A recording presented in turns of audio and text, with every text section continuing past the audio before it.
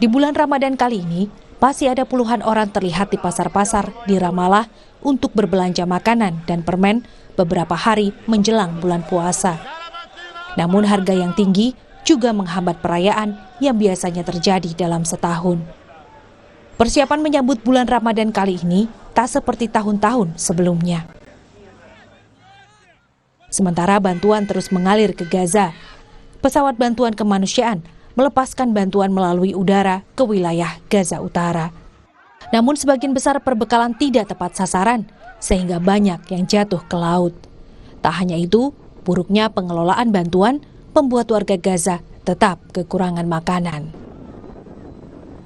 بس ان نيجي نستلم الاطحين روحنا بدون اطحين اجينا هنا على المساعدات اللي برموا لنا اياها من الطياره وتفرجوا يا عمي المساعدات اللي قاعدين العرب بعطونا اياها بدعمونا اياها وطلع تفرج. Perang yang berkecamuk di wilayah Gaza selama 5 bulan menyebabkan lebih dari 500.000 warga terancam kelaparan. Harapan akan gencatan senjata tampaknya sulit terwujud dalam waktu dekat. Warga Gaza yang jadi korban konflik kini terpaksa tinggal di tenda-tenda pengungsian dan serba kekurangan. Saudara, bagaimana suasana Ramadan terkini di Gaza? Kita akan tanyakan langsung kepada sukarelawan Lembaga Kemanusiaan Mercy yang saat ini berada di Khan Yunis, Fikri Rafiul Haq. Selamat siang Mas Fikri.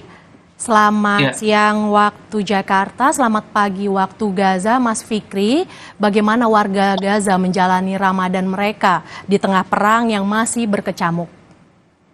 Iya, selamat pagi waktu Gaza, Mbak Mercy. Memang bulan suci Ramadan ini masyarakat Palestina tentunya menjalankan dengan cukup berbeda dengan tahun lalu, di mana tahun lalu mereka masih mempunyai keluarga yang lengkap, mereka juga masih memiliki tempat tinggal, dan juga mereka masih memiliki masjid untuk melaksanakan sholat tarawih maupun sholat ibadah lainnya. Namun berbeda dengan tahun ini, mereka hanya bisa melaksanakan sholat tarawih di tempat yang fasilitas yang seadanya. Mereka hanya bisa memanfaatkan halaman masjid, sedangkan masjidnya pun sudah hancur total, tidak bisa dipakai lagi. Dan banyak juga masyarakat yang menjalani bulan suci Ramadan ini dengan tidak lengkap anggota keluarganya, dan juga tidak memiliki tempat tinggal yang memadai untuk mereka beristirahat, karena sudah ratusan ribu rumah warga sudah dihancurkan oleh pihak Israel. Sehingga memang bulan suci Ramadan ini mereka menjalani dengan penuh kesabaran. Mereka juga banyak hari ini yang berpuasa namun tidak mengikuti sahur karena keterbatasan stok makanan ataupun bahan pangan yang mereka miliki sangat menipis, dan juga bantuan-bantuan yang juga mereka dapatkan juga sangat menipis begitu, karena perlu ketahui juga sampai detik ini pihak Israel masih terus melakukan blokade terhadap bantuan-bantuan, sehingga jumlah bantuan yang masuk ke jalur Gaza itu sangat sedikit, jauh dikatakan dari cukup, karena memang terdapat 2,5 juta warga yang saat ini tinggal di jalur Gaza di bawah di bawah agresi militer Zionis Israel ini.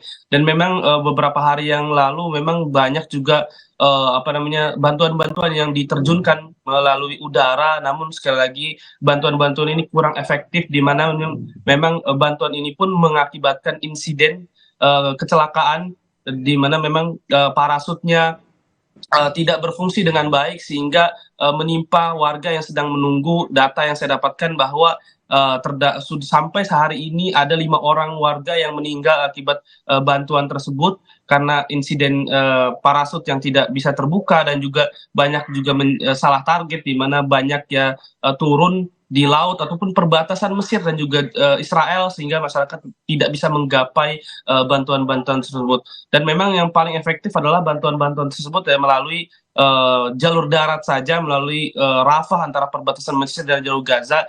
Dan seharusnya negara-negara lain yang memiliki hubungan baik dengan Israel begitu harus melakukan penekanan terhadap Israel untuk membuka border Rafah untuk melakukan bantuan-bantuan karena di sana terdapat ribuan truk yang sudah sedang mengantri untuk masuk ke jalur Gaza. Dan kondisi di jalur Gaza ya sangat memburuk, bahkan kelaparan melanda begitu dahsyat, dan saat ini sudah total 27 orang yang meninggal akibat dehidrasi dan juga malnutrisi yang dirawat di Rumah Sakit Kamal Udwan di Gaza Utara maupun di Rumah Sakit Al-Shifa yang ada di Gaza City. Dan masih banyak lagi yang kelaparan, dan bukan hanya kelaparan, namun saat ini ada 700.000 warga yang terjangkit penyakit menular begitu, yang kondisinya mereka membutuhkan sekali obat-obatan dan juga penanganan medis yang darurat, karena penyakit-penyakit menular ini terus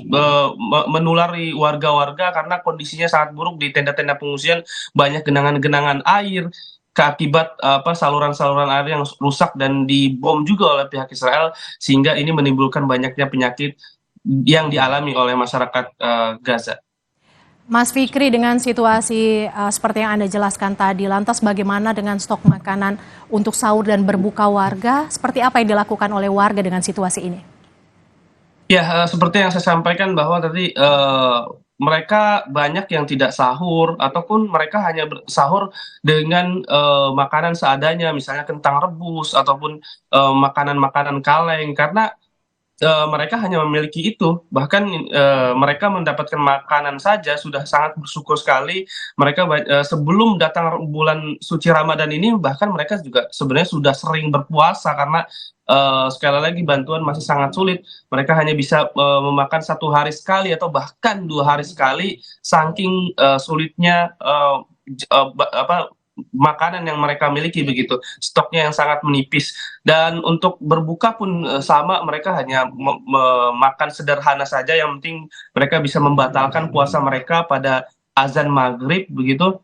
Dan tidak ada makan besar atau jamuan besar yang ada di Jalur Gaza, karena kita tahu kondisinya sangat sulit. Mereka tidak memiliki pekerjaan, mereka kehilangan semua anggota keluarga mereka juga kehilangan rumah mereka, dan mereka hanya bisa bertumpu dengan bantuan-bantuan internasional yang masuk ke jalur Gaza, sedangkan bantuan-bantuan ini juga masih sangat sulit. Dan solusinya adalah gencatan senjata yang memang pada awal Ramadan ini memang pupus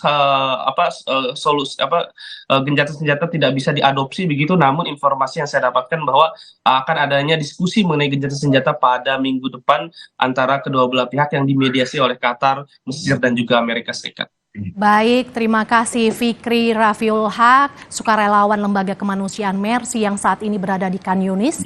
Terima kasih sudah bergabung di Kompas Siang, Mas Fikri. Semoga lancar ibadah puasanya dan semoga lancar dan juga selamat dalam menjalankan misi kemanusiaan di sana. Saudara, usai jeda Kompas Siang masih akan kembali dengan sejumlah informasi menarik lainnya. Di antaranya, di Makassar, Sulawesi Selatan, ada masjid yang populer dengan julukan Masjid Terapung. Masjid 3 lantai yang berada di Anjungan